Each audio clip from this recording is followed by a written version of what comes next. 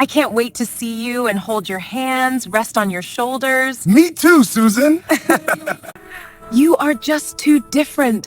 I love you dearly, Gabriel. I love you more, Susan. Good night, darling. Susan, you're moving too fast with a man you haven't met. You don't know if he's real. He's been consistent for almost a year. And he doesn't even ask for anything. I trust him. Hold on. It seems you don't want my happiness. You are always complaining. Excuse me. She thought she finally found love after 4 long years of heartbreak. But the stranger she chatted with every night wasn't who she thought he was. He wasn't abroad, he wasn't honest, and he wasn't in love. He was closer than she ever imagined, watching her, studying her, planning something she would never expect.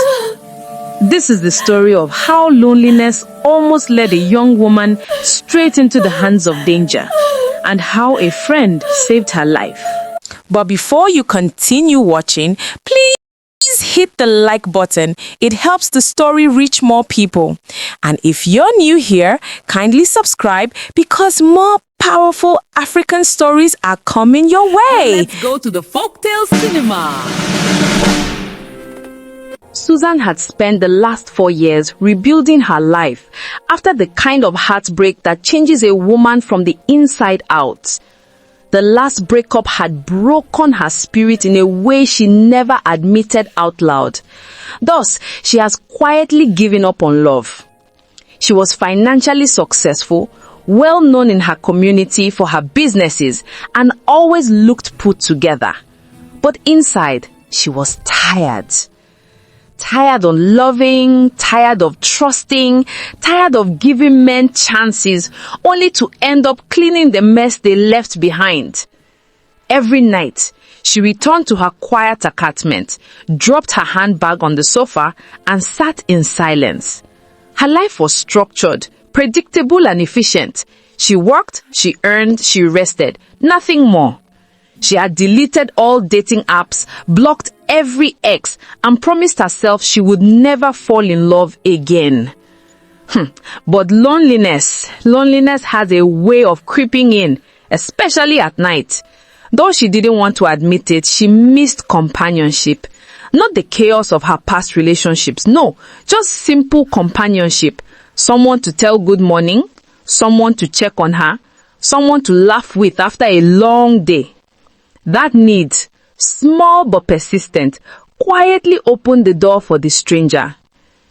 It started one night when a Facebook message popped up from someone named Gabriel Lawson. She didn't know him. The profile picture was a simple headshot of a man standing in front of an airport terminal. She ignored it for a week, but loneliness doesn't let go easily. One quiet night, she opened the message. "Hello, Susan. I hope you don't mind me reaching out. I saw one of your business posts. You seem like someone with a good heart." There was nothing inappropriate, nothing suspicious, just a clean, calm message. She replied, and that was the moment her 4-year silence broke. From that night on, they chatted. Not deeply at first, just busy conversations. His job, her business, his dreams, her challenges. He claimed he lived in Germany. The time difference always matched his excuse for replying late. His grammar was clean. His tone was gentle. He never flirted cheaply, never asked for anything, never crossed boundaries. He was patient, too patient that Susan didn't see that. For the first time in years, she felt heard, and that was how the journey began. Gabriel knew exactly what he was doing. That calm, patient tone wasn't love, it was strategy. He had studied Susan long before he messaged her. He knew her heartbreak timeline, he knew her business success, he knew her upbringing, he even knew the exact street she lived on. What Susan didn't know was that Gabriel wasn't in Germany. He wasn't abroad at all. He lived barely 10 streets away. He didn't choose her randomly. He chose her because she was wealthy, Soft-hearted and isolated from romantic relationships. Easy to win, easy to manipulate, easy to target. But he also knew that wealthy people were difficult to scam. They were cautious and alert. So he didn't ask for money, not a single time. Instead, he invested in something far more valuable: trust. He listened to her talk about her past. He comforted her when she cried about her ex. He encouraged her business decisions. He sent motivational voice notes. He stayed up late just to talk about her dreams. This life, be careful who you trust to. And slowly, steadily, Susan let down her guard. Her close friend Justina, who visited her often, saw the shift immediately. The late night smiles, the sudden glow, the eagerness to check her phone, the softened voice whenever she mentioned Gabriel's name. One afternoon, Justina confronted Susan. "Susan, who is this man making you blush like a schoolgirl?" Susan laughed it off. "It's not like that, you know. He's just different." "Different? How?" "He listens. He understands me, Justina. He never asks for anything." That last line froze Justina. Men who want something always avoid asking too early. She knew this, but Susan was blinded by loneliness and hope. And so Gabriel's plan moved forward, unseen. Sometimes he sent pictures of himself at the airports, or standing in a street in Germany, or eating in Bantaba restaurant in Berlin, one of the best restaurants in Germany. But Susan didn't know the photos were all AI generated and perfectly edited. He studied her reactions, memorizing her emotional patterns. Every time she felt doubt, he reassured her with gentle care. I love you more, Susan. Every time she felt lonely, he stayed awake just to keep her company. He praised her achievements in ways her exes never did. Slowly, Susan began to believe she had finally found a man who valued her. Meanwhile, his real life looked nothing like the clean image he projected. Behind the screen, Gabriel was part of a small group known for small-scale fraudulent schemes. Not online scamming, but physical kidnappings for ransom. They selected wealthy victims carefully, studied their weaknesses, and attacked when the victim was completely unaware. Gabriel's assignment was emotional infiltration, and he was good at it. His partners didn't rush him. No. In fact, they encouraged him to take his time. Gabriel told her about fake challenges at work. He opened up about loneliness abroad. He pretended to miss Nigeria but said he would only return once he completed a 2-year contract he had just secured in Germany. Susan believed every word. Her friend Justina didn't. One evening, Justina warned her You're again. moving too fast Susan, with a man you haven't you're moving met. too fast with a man you haven't don't know met. if he's You don't real. know if he's real. been Susan shook her consistent head. for He's almost been a consistent year. for almost a year. He doesn't doesn't ask even for ask for anything. anything. I trust I him. trust him. Consistency blinded her. And that was exactly what Gabriel needed. Susan didn't notice that chatting with Gabriel had become a routine she depended on. She woke up looking for his messages. She went to bed expecting his good night wish. One night, she caught herself thinking, maybe God finally answered my prayer. That belief made her even more vulnerable. She started sharing more details about her life, her businesses, her family background, her finances, her past wounds. Not personal enough to be dangerous, but enough to help Gabriel understand her deeply. From his end, he kept pushing gently, encouraging her to share more of her life. She told him she didn't have many close relatives nearby, but she forgot Justina, who frequented her place. Literally everything about her was shared with Gabriel, and Gabriel absorbed every detail like a sponge. After almost a year of chatting daily, something happened that should have woken Susan up. One evening, she asked him for a video call. For the first time in a long time, she wanted to see his face, hear his voice from his own lips, confirm the man she had given her heart to. Gabriel declined, saying his camera was bad. Another day, he said his network was poor. Another day, he said he was in a meeting. Another day, he said he wasn't looking presentable. Each excuse sounded reasonable on its own, but together, they looked suspicious. Justina noticed immediately. Susan, if he claims to love you this much, why can't he show his face at least once? Susan defended him again. He's a shy person. You know, not everyone likes video calls. But it wasn't about shyness. It was about hiding the fact that he was in the same community, not abroad. Susan ignored what her heart whispered. She didn't want another heartbreak. She didn't want to believe she was being deceived again. She held tightly to hope, even though hope was slowly tightening around her like a rope. He talked about coming back home soon. He talked about meeting her officially. He talked about building something together in the future. Susan's feelings deepened. She didn't even realize she had drifted away from her social circle. Her conversations revolved around him. Her joy depended on him. Gabriel wanted one thing: her complete emotional submission. And by the time they crossed the 18-month mark, he knew she was exactly where he needed her to be. His partner started planning quietly. The best way to kidnap someone is through trust, not violence. And Susan trusted him enough to follow him anywhere. One night, Gabriel told her something new. He said he had finally gotten his leave from work and he would return to Nigeria in a few weeks. Susan cried tears of joy. She couldn't believe that after years of heartbreak, she finally had someone who seemed genuinely invested. But the following week, he told her he had landed in Nigeria.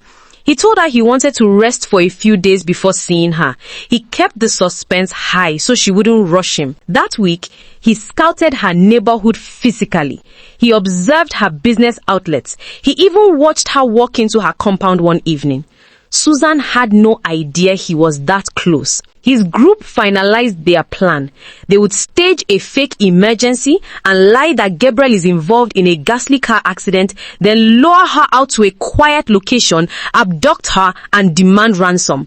Since she trusted him, she wouldn't hesitate to come. But something happened that none of them expected. Justina trusted her instincts more than Susan trusted hers. She told Susan again, "Susan, something is wrong. I don't like the way your spirit feels around this man." Susan got irritated for the first time. "Justina, can you stop? You're making me feel like I don't deserve happiness. You ought to be happy for me." Justina apologized. Not because she was wrong, but because she didn't want to push Susan away. She kept watching. 3 days later, she noticed a man repeatedly hanging around Susan's street. It was Gabriel, and she recognized him. Her heart dropped. She secretly followed him one evening. He stood near a pole close to Susan's house and dialed a number. It was one of his gangsters. It is true that the fool has no relatives close to her. We shall begin tomorrow. We pray for more wealthy fools like Susan. He ended the call. Justina froze. "Susan, what begins tomorrow?"